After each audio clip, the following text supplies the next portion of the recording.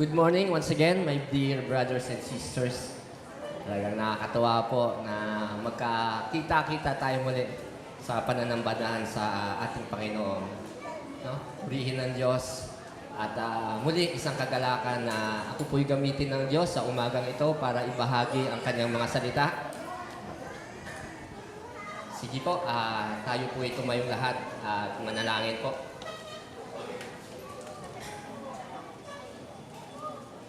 O dakilang Diyos, aming banal at makapangyarihang Diyos, kami po'y lumalapit sa iyo sa mga oras na ito, Ama.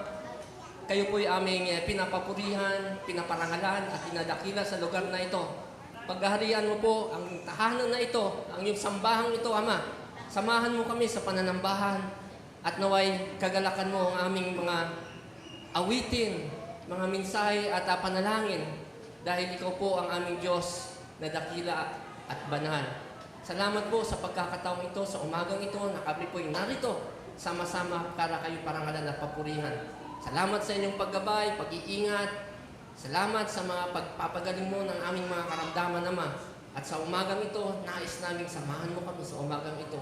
Dinggin mo ang bawat panalangin ng bawat isa, O Diyos. At ang inyong lingkod po ay samahan po ninyo. Itago po ninyo sa inyong lugaran. Kayo po ang makita. Kayo po maparangalan at kayo po ay maitaas sa pamamagitan ng pinsaheng ito, Ama. Dahil ito'y nagbumula sa iyo, Diyos. Gamitin niyo lang po na ako bilang isang manggagawa, Ama. Sa iyo pong kalwalhatian, sa iyong kabanalan at kapurihan, magpakailanman. In Jesus' name we pray. Amen. Hallelujah. Praise God. Ang ganda ng mga awitin po, ano?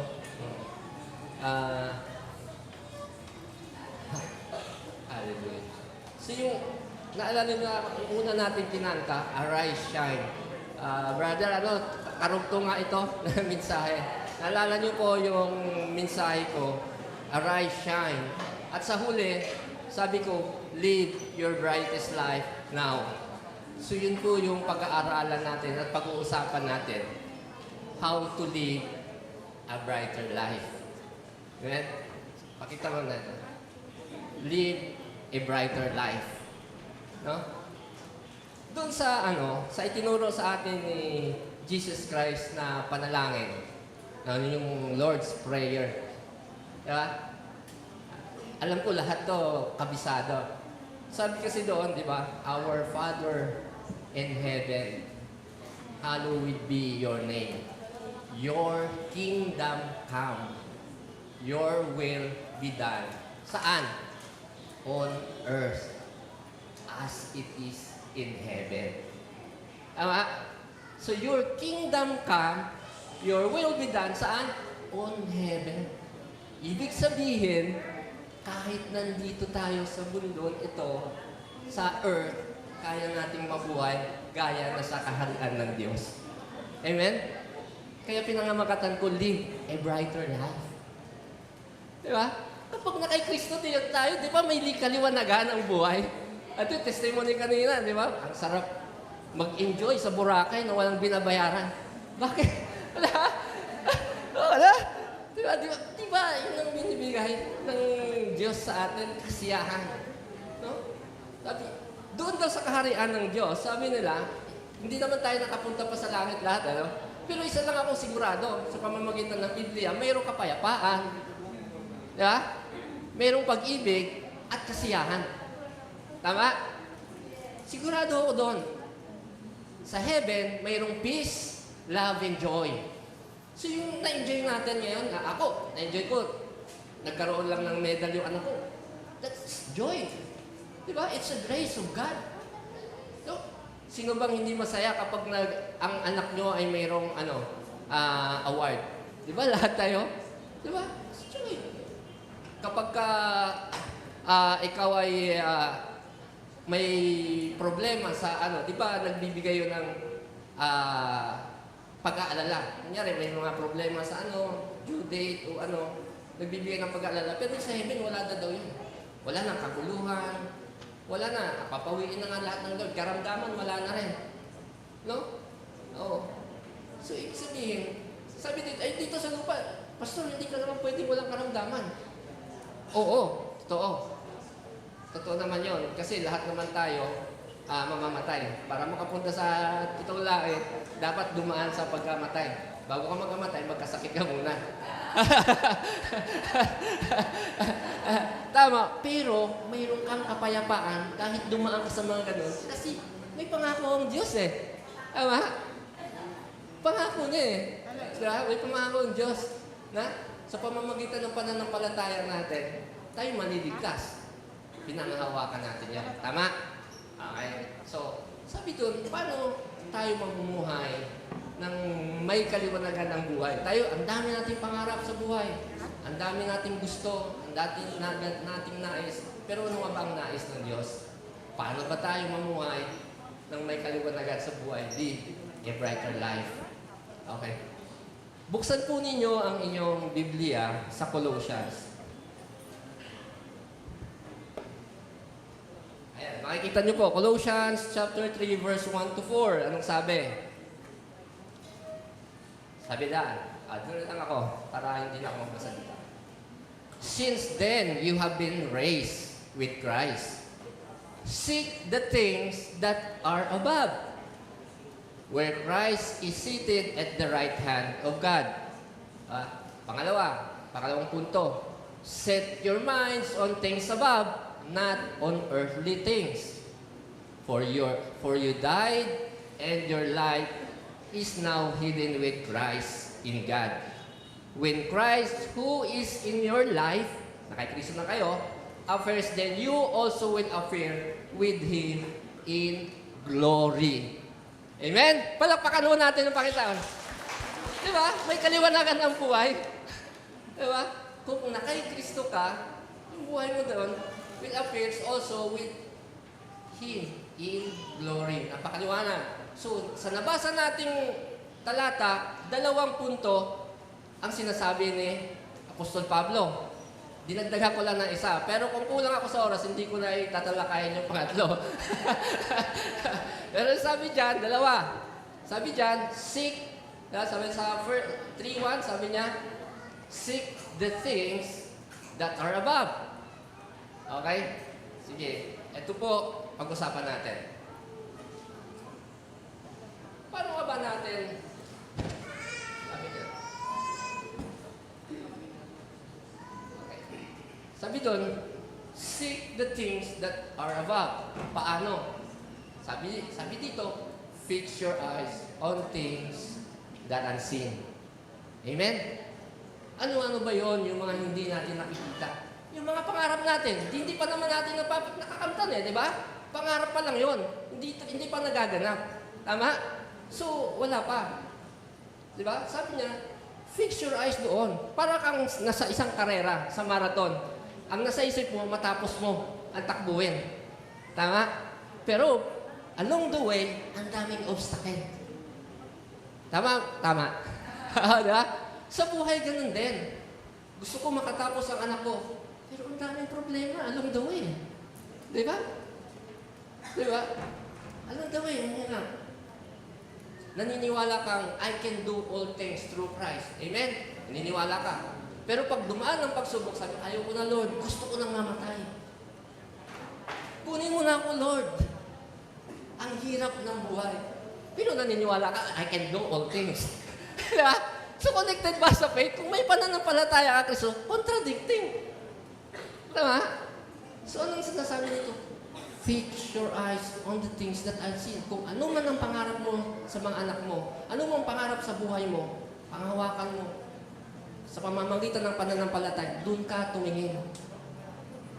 At huwag mong titingnan ang kasalukuyan mo, tatayuan. Sabi ni sister, ang napakahirap po, single parent ako, totoo. Pero sabi ng Diyos, sabi niya, I can do all things. Amen?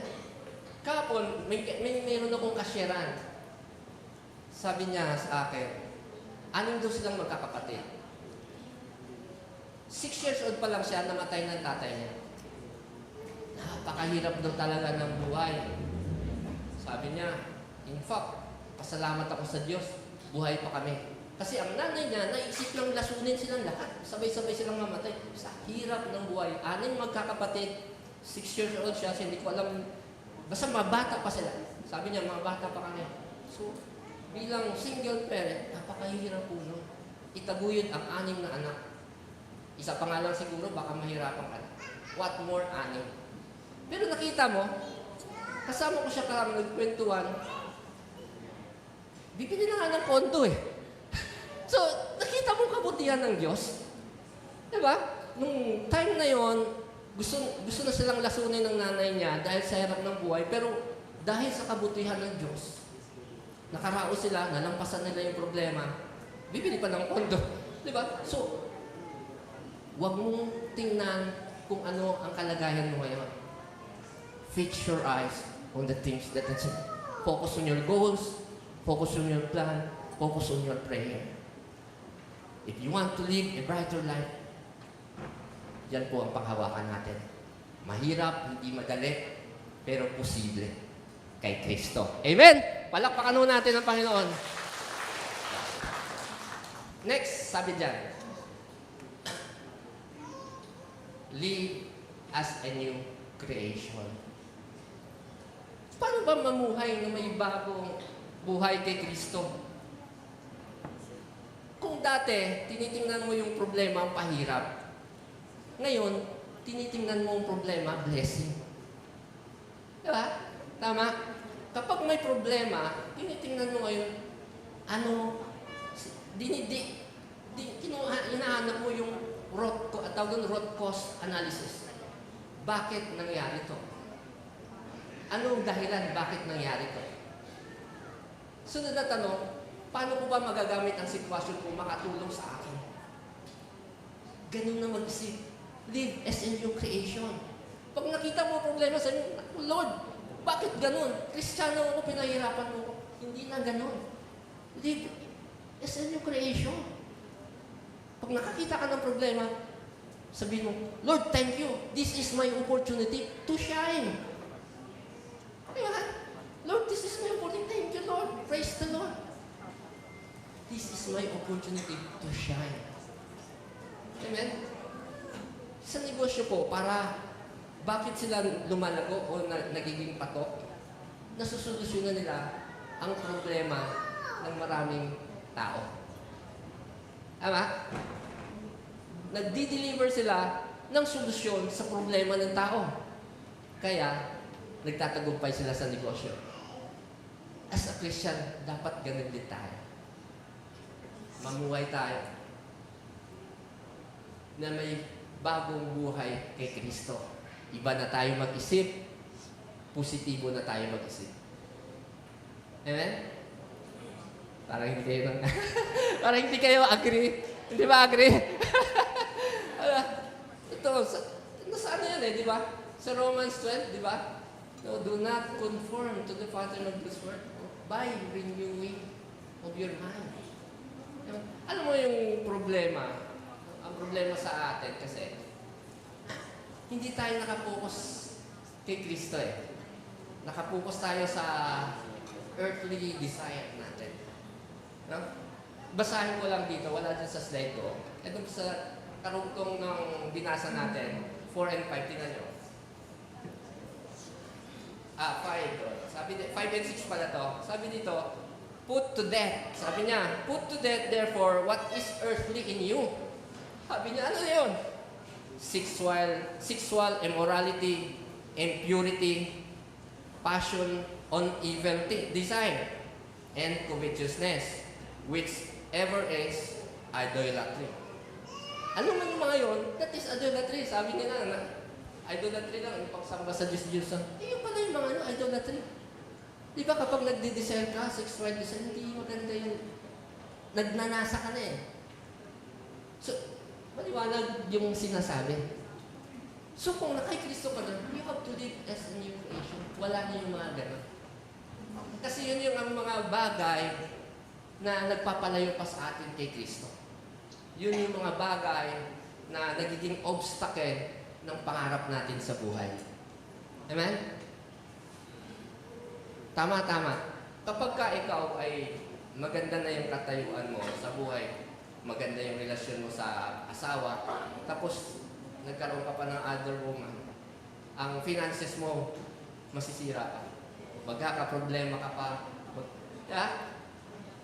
Ito, di ba? So, magkakaproblema pa yung relasyon mo sa anak mo, sa pamilya mo. Ngayon, ang mangyayari, nagiging mabagal ang pag-usad ng pag-asenso mo sa buhay to live as a brighter life.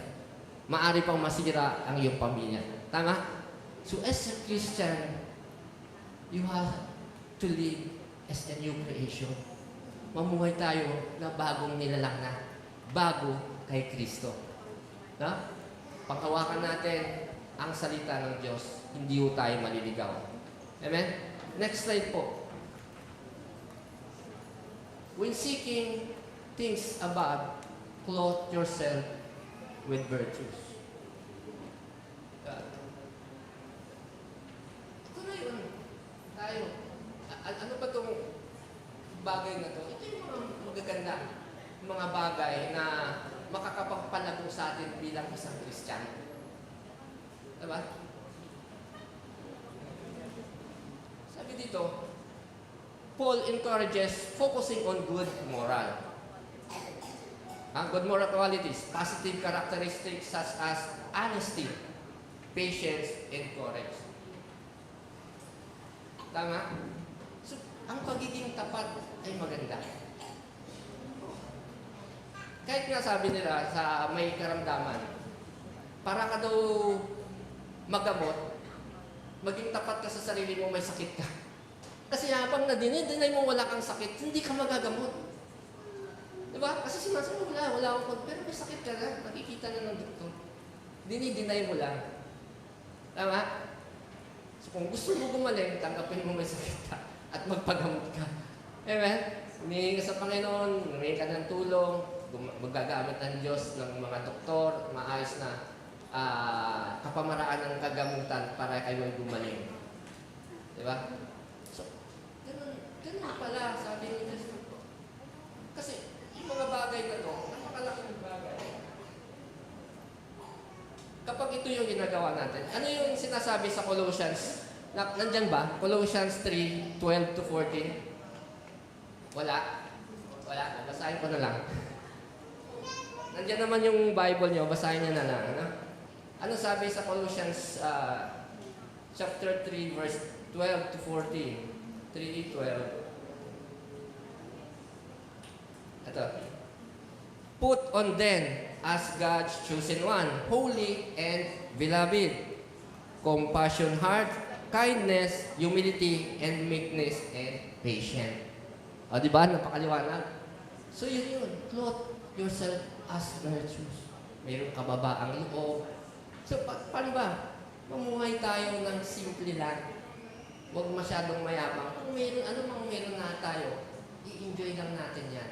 Huwag natin para ipagyabang. Naalala mo yung mag-asawa, yung nagyabang sa social media, 40 yung lock sa likat, o nasa kulungan sila ngayon. Di ba? So kung anong meron ka, i-enjoy mo lang yan. Mamuhay ka pa rin na simple lang, ordinary. Di ba? Marami ako nakakita na ganun tao at na-admire ko sila. In fact, yung katayuan nila, yung abogado siya, ang wife niya ay isang teacher, may dalawa silang anak. Hindi sila kumukuha ng katulong. Sila yung nagtatrabaho sa bahay. Ang laki ng bahay nila. Sila lang naglilinis. Nagpipintura ako. Sabi ko, attorney, ba't ikaw pa nagpipintura? Okay lang yan, para may magawa naman ako. Di ba? So, they live as simple. Hindi siya mayabang. Di ba? Kung may pera sila, natabi nila, itinutulong nila sa yung sobra. Kasi talagang ganun pala, minamanis nilang pera. May part sila na tinutulong sa kapwa nila. May part sila para sa pamilya, sa pag-aaral. Dinidivide nila. So, ibig sabihin doon, may sistema sila sa pananalapit. Diba? So, pwede natin gamitin yun. Bigyan lang natin ng sistema sa pananalapit so that we can live a brighter life. Kapag nagkasakit tayo, may pera tayo, may emergency fund tayo na magagamit. Kesa magbibigay kasi ng stress sa atin yung wala kang gusto mong pumunta sa ospital pero wala kang pa-ospital. Diba? Napakahirap. So, pwede natin gano'n. Nakita ko sa kanila, napakaganda ng kanilang sistema ng pamumuhay. Even though, kaya nilang mamuhay ng garbo. Diba? So, nakita ko doon na it's a humility. Kahit na may katungkulan siya. In fact, ano siya, director ng DepEd siya, abogado. Kaya sa Region 6, gusto no, si attorney, hindi ko na sabihin mga ba? Kasi nasa YouTube tayo, pero abogado siya, nakakausap ko na siya.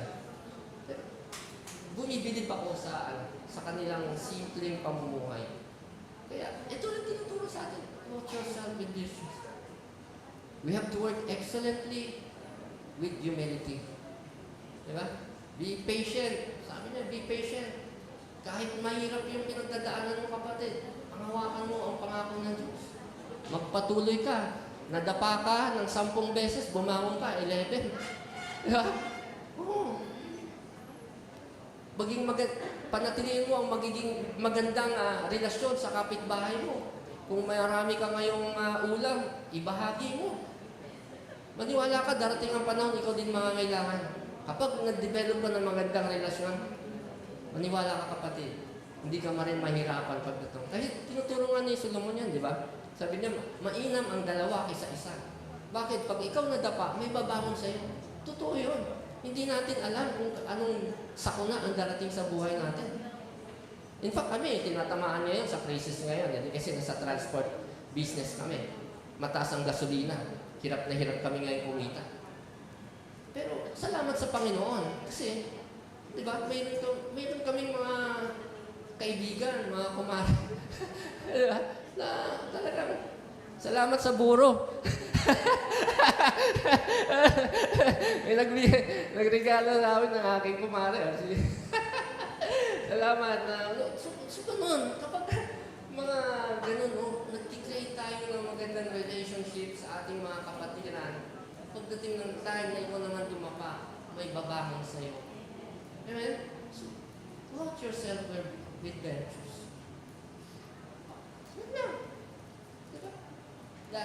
Yan po ang kapamaraanan. We have to seek the things that above. Yan po kasi ang nais ng Diyos.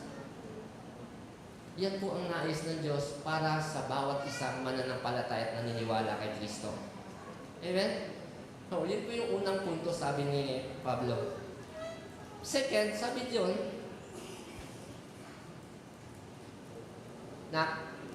next slide. Think of positive godly things. Lampas ka na. Point number 2. Ayan. Mali na. Point number 2, set your minds. Yan. Yun. Set your minds on things that are above. Verse 2, sabi, set your minds on things that are above. Basahin natin itong Colossians 3:2. Yun na yan. Yun na yung sinabi sa seek things, verse 3 and 2. So, paano po natin gagawin yung mga ganyan? Think of positive, godly things. Yung mga bagay na maka-Diyos. Diba? Kung ano ang nais na Diyos, ano natin makikita at mababasa yun? Nandito lang po lahat sa Biblia. Sabi nga ng mga pastor, at yung Biblia ay ito yung natin, guide, manual ng ating buhay. So, if we think positive, godly things, dito lang po natin makikita. Amen? Kapag binabasa ho natin lagi ito, at naipapamuhay natin ng tama, we can live a brighter life. Tandaan mo, sabi ko kanina, joy, peace, and love. Pwede tayong mamuhay doon. We have to think. Kung nang tayo mag-isip, we have to think of positive and godly things. Kasi bagong creation na tayo, di ba? Bagong nilalang na tayo kay Kristo. Yung mga dati natin, wala na yun. Second, sabi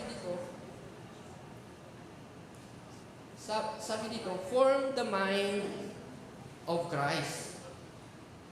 So kung paano si Kristo mag-isip, ganun din tayo.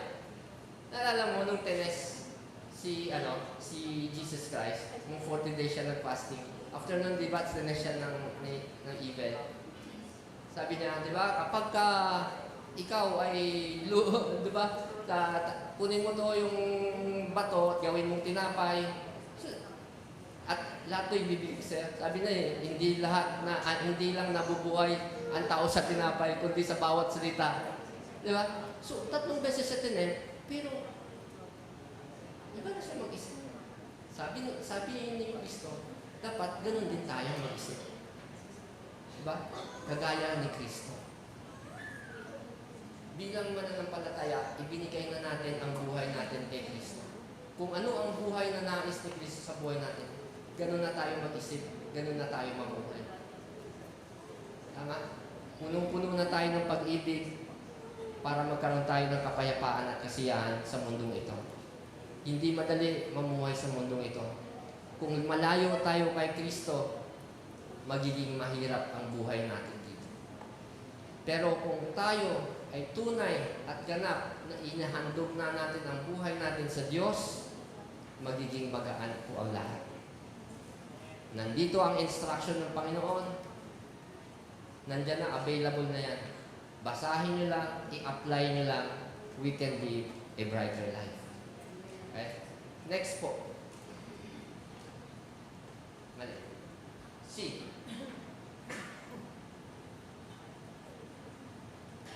To reflect Christ's character. Si Pastora, tinuro sa amin nung bago kami diba, character of Christ.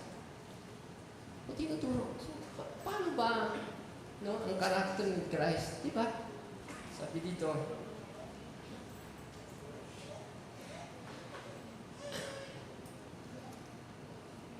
Christ's character, particularly humility and self-emptying love. Tama? So, ang Diyos, minahal niya tayo kahit hindi tayo kaibig-ibig. Dapat ganun din tayo sa mga kapatid natin. May mga pasaway naman talaga tayo ng mga kapatiran. Huwag tayo papaabuso, pero huwag din natin silang hayaan na hindi imahalin. Kasi baka, yung pag-ibig na yun ang makapagpapabago sa kanila. Pinakataan mo sila ng pagmamahal. Itinuwid mo sila sa pamamagitan ng pag-ibig. Diba? Kasi pagka kinurse mo ang isang taong pasaway, lalo na lang lalayo sa atin yun. Diba? Kapag ka may taong, hindi naman mawawala yan eh. Kasi sabi nga nila, tao lang tayo. May mga ugali pa rin tayo na hindi pa rin kaaya-aya. Pero kung tatapatan natin ng ngipin sa ngipin at mata sa mata, wala rin mangyayari. So, ang nais ng Diyos bilang isang mananampalataya kay Kristo, gayahin natin, i-reflect natin, kapag si Kristo pa sa katayuan ko, ano ba ang gagawin niya? So, nag-iisip ka para yun din ang gagawin mo. No? To reflect Christ's character. Ano nga ba si Kristo? Kapag si Jesus Christ sa katayuan ko ngayon, ano ba ang gagawin ni Kristo? So then, we can apply that to our life. Kasi sabi nga na talagang mahirap ang buhay natin dito sa mundo nito kapag ka malayo tayo. Kita mo, ang gulo na. Ang gulo na. May corruption na, may crisis pa. Sabi nila, okay lang yan, sign na yan. Pero pansin mo, ano tayo lahat? Apektado tayo kasi nagmamahal na yung pagbilihin. Diba? Nagmamahal na. Yung gas daw ngayon, gasol, 1.5 na. Diba? Yung bigas ngayon, na tumaas na. So kung iisipin natin yung mga ganong bagay, magiging magulo lang ang pag-iisip natin. Hayaan natin na ituon na lang natin ang buhay natin kay Kristo at magpatuloy tayo magsikap doon sa pangarap natin. Pagsubok lang naman yan eh. Amen? Pagsubok lang, maniwala ka hindi tatagal yan. Matatapos yan. Amen? Hindi yan permanente. Amen? Hindi yan permanente, matatapos yan. Huwag tayong mapagod. Huwag tayong kuminto. Move on. Magpatuloy lang. Don't stop. Sige lang. Sikap lang. Sikap lang. Kayod-kayod lang. At manatili tayo hawakan ang salita ng Diyos. Ang pangarap natin, makakamtan natin. No? We can do all things through Christ. Amen? Third is, live within your purpose. Sa tingnan mo, reflect niyo yung sarili niyo. Bakit ba ako nandito sa mundo ito? Ano ba ang purpose ko? Ano ba ang purpose ko sa buhay? Ako, eto, naglilingkod na ako sa Panginoon. This is one of my purpose. Yung pagiging ama sa pamilya ko, it's one of my purpose. Bakit ako nandito? Pinagamit ako ng Diyos para gabayan yung aking mga anak sa pamamagitan ng salita ng Diyos. Ituro sa kanila kung paano ang tamang pamumuhay. That's my purpose. Sa mga kasamahan natin, pakita natin paano umibig. So, what is my purpose? May anak kang naliligaw, it's your purpose mo yun para ituro sa kanila ang tamang daan. Tinuro sa kanila, di ba? Ituro mo ang daan na dapat nilang lakaran. Na hanggang sa kanilang paglaki, hindi nila makakalimutan. So, that is our purpose. Live within your purpose.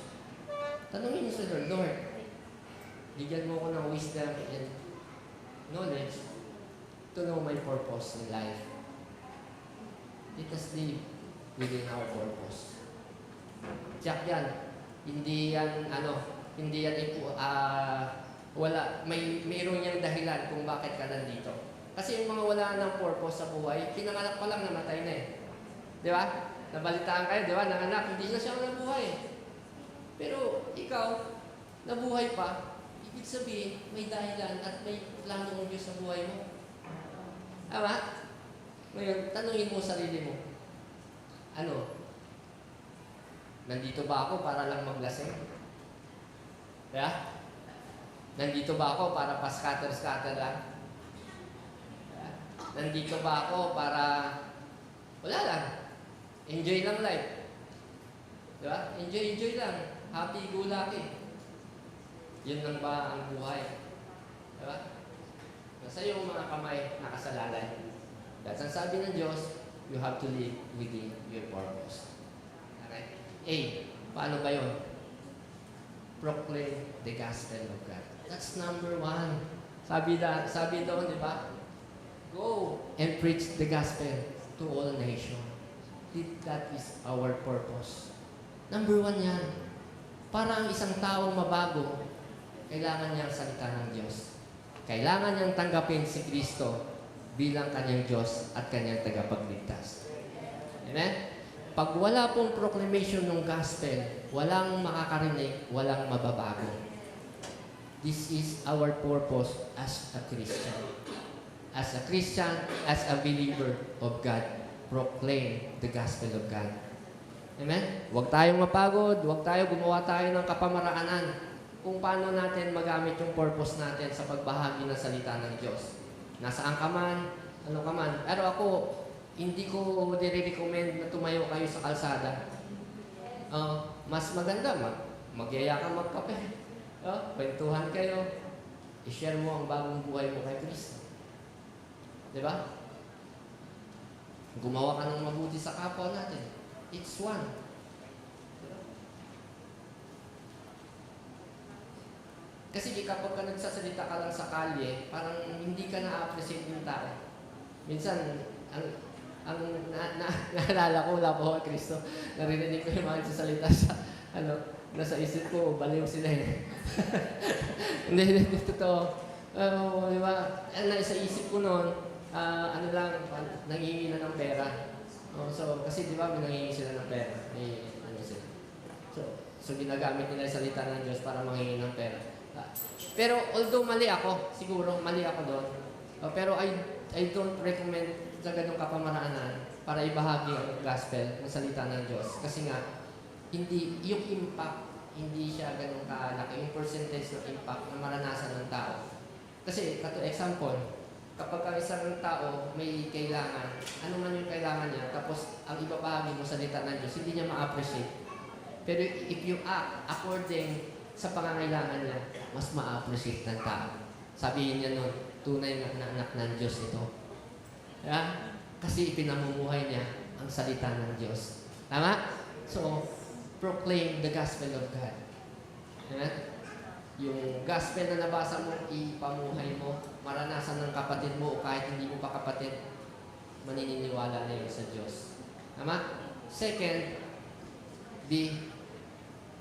serve others. Tandaan natin si Kristo pumunta rito para maglingkod, hindi para paglingkuran. Tama? Basahin, nandyan ba yung verse ng 1 Corinthians 11:1? Ayan. Be imitators of me as I am of Christ. Diba?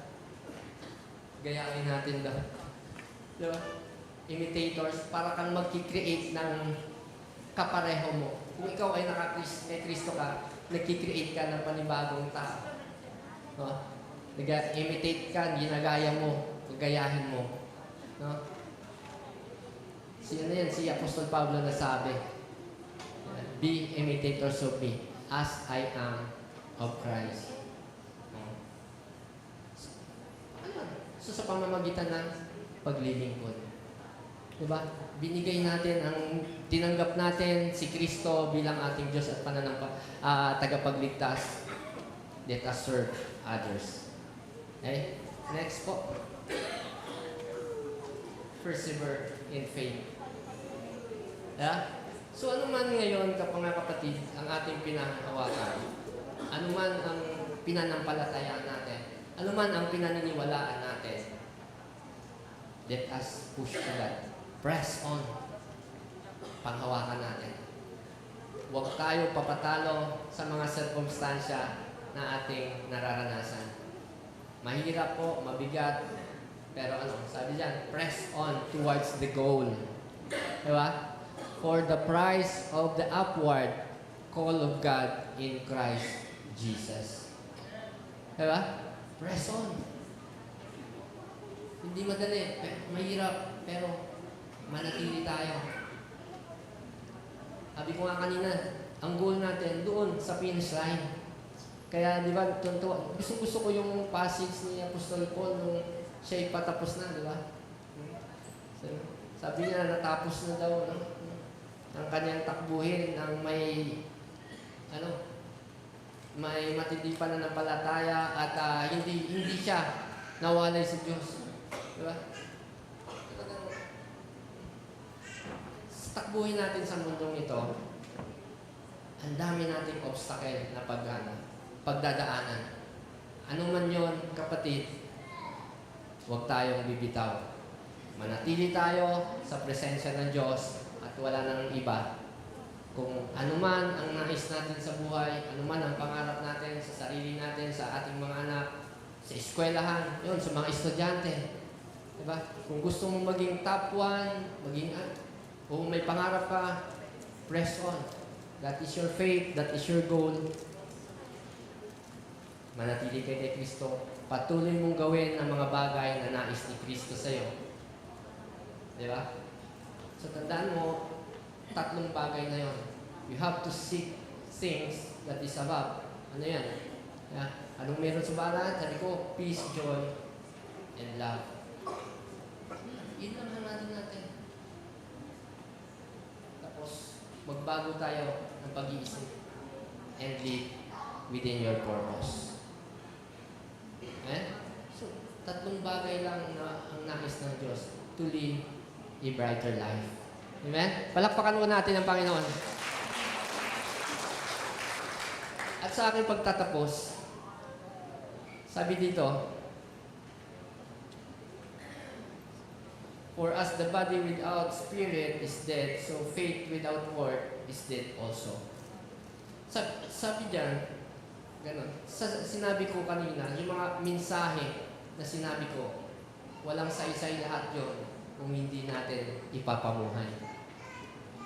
Nakarinig kayo ng mabuting balita ngayong umaga, pero all of those things will be dead or nothing if we don't apply. Para tayo mamuhay, ng may kaliwanagan o to live a brighter life, we have to, one is to seek the things above. Diba? Seek, sabi doon,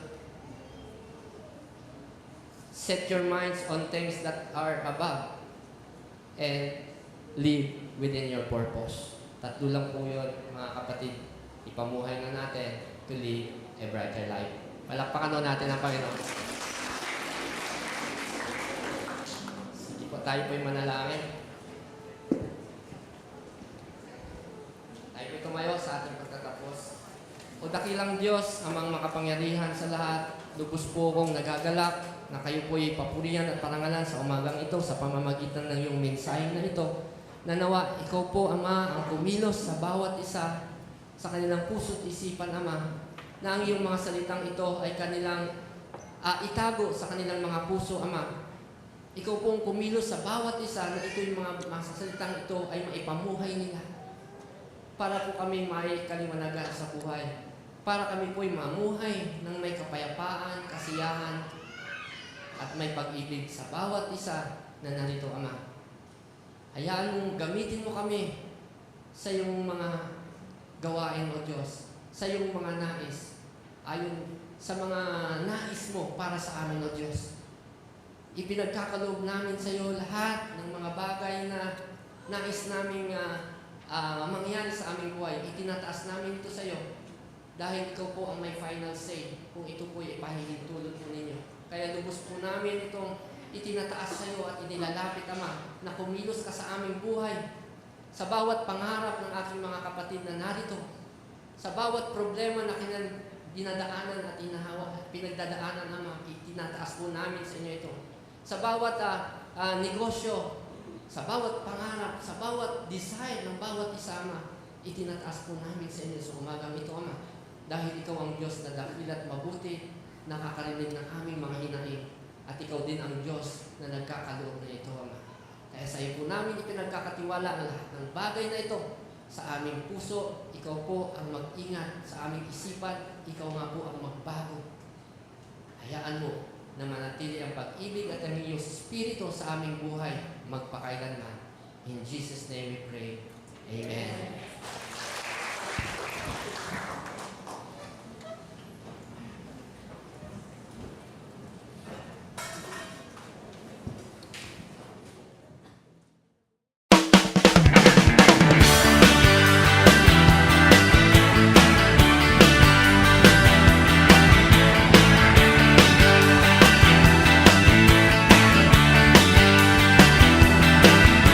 God, you've been so good to me. You came and found this orphan and you brought me right into your family. Oh yeah. Oh God, you've been so good to me. You threw away my past and you never count my sins against me. No, thank you, Lord. You got me dancing, and now I'm shouting. You got me leaping, and now I'm spinning hallelujah.